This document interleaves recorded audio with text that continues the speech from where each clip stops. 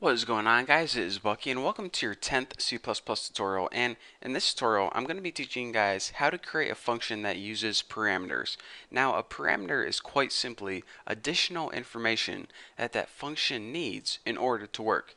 So let me give you guys a quick example of this. Say you made a function to calculate the age of someone, how old they were. Well, some additional information you would need before you can calculate that is what year were they born.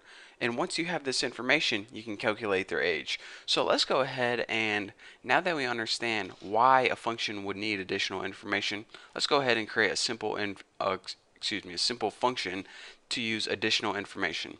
So let's go ahead and create a function that just prints out Bucky's favorite number is blank. We might say Bucky's favorite number is 20. Bucky's favorite number is 68. Bucky's favorite number is 99. Well, since we don't know what my favorite number is yet, we're just going to go ahead and put a variable in place for that number. So since this isn't going to be making any calculations really, we can just go ahead and use void because that means return nothing. So name your function anything you want. I'm just going to name mine print crap since that's all it's going to do, print crap out on the screen. And before we just added these empty parentheses with nothing in between them, and then we coded the body right here. Well, whenever we use a parameter, you actually put that information right in your parentheses. And check this out. You know how I said we didn't know what that number is yet? And that's the additional information that we need. Well, since we don't know what it is yet, we just go ahead and we set it equal to a variable. And since this is an integer, we go ahead and set it equal to the variable int x. You can name your variable anything you want, but I'm going to name mine x because it's really simple, easy to work with. So now we can go ahead and we can add the body of this function. And all we're going to do in this function is print out on the screen Bucky's favorite number is, did I spell everything wrong? Yep, good to go. Bucky's favorite number is X. And then just go ahead and end that line. And now when our function runs, it's going to run something like this. If we say that our favorite number is 20, it's going to say Bucky's favorite number is 20. If we say that our favorite number is 10, Bucky's favorite number is 10. So we can run this function a bunch of times and give it a different piece of information each time, and it's going to work. So let's go ahead and remember, in order to use a function in your main, you just go ahead and you type the function name, and then you add your parentheses and your semicolon at the end. But whenever your function needs an additional piece of information, you need to give it that information inside the parentheses.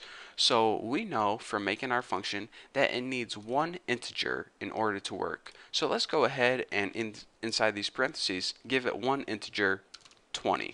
So now what it's going to do is, well, let me go ahead and run this and show it to you guys. Bucky's favorite number is 20. Alright, so what happened is this. We said, alright, C++ program, we want to use this print crap method. Well, it said, alright, in order to use this method, I'm going to need one integer. So we gave it the integer 20. So then, whenever in this function it came across the variable x, it just substituted 20 for that. So whenever you're making parameters, you first need to list what type of data and also a variable name. So then whenever we give it that variable, it substitutes that variable for x later on in the program. So for example, let's give it one more example like 854. Well, now we run it and it says Bucky's favorite number is 854. And that's the beauty of parameters and functions. It doesn't need to be the same every time, so that's why you can use variables. So again, what we did is we created a function and it needed an additional piece of information, which was an integer. And since it didn't know the value yet, it just went ahead and it set it equal to a variable. Then later on in the body, whenever it came across that variable, it knew whatever value you told it to substitute for x, that's what value is substituted for x. So we can run this 100 times with 100 different values if we want. It's going to substitute it for x each time and use that information to plug it in. So that's the basics of how you use functions with parameter. Again, whenever you're creating a parameter, use the data type and a variable name, and whenever you're using the function, don't forget to pass in or give it whatever information it needs.